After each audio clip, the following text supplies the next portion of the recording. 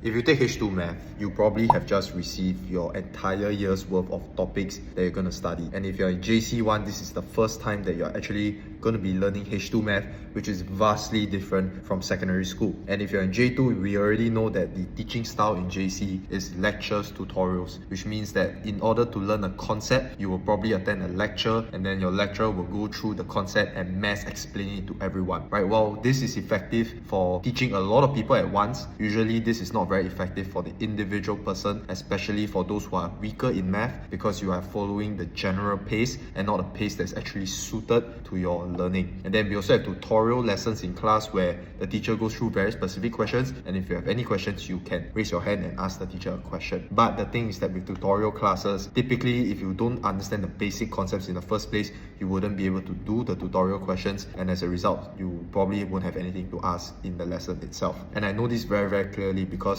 when I went from Chongqing High Main to Hwa Chong JC just a couple of years ago, this was what I initially struggled with. The change in the teaching style as well as the pace is vastly different from secondary school, and not even forgetting to mention the difficulty of the content in JC is just so much harder than secondary school. So I understand that H2 Math is no simple journey, and this year I finally opened my JC1 and JC2 classes at my Math Tuition Center, A1 Math Academy, and I am currently teaching J1 students and J2 students. Now, the thing that I really appreciated the most when I was a student was having small group classes, and that's something that I replicate very religiously at my center. My classes here are very small so that I can explain things in a way that actually makes sense to you and actually help the students. So it was never about having big classes at my center to try to fit as many students in as possible. While that makes a lot of sense in a business perspective, but I don't believe in it. I want to keep my classes small so that I can help JC students as much as I can, whoever entrusts me to walk through my door and for me to actually sit down and teach them. So if you're a J1 or J2 student this year and you want to start off the year right, I have a couple of more slots at my JC class in my center. Each class at most is 8 students, but I have some classes that are specifically just for 4 students only. And if you need a lot more help, you can consider joining those 4 PAX classes as well. So if you want to get information about my classes, just WhatsApp this number on the screen. I'll send it all over to you, and we will see if there's even a timing that you can potentially come in for and sit for a lesson. If not, to all JC students, I wish you all the best for this year's H2 Math, and always remember, I'm rooting for you.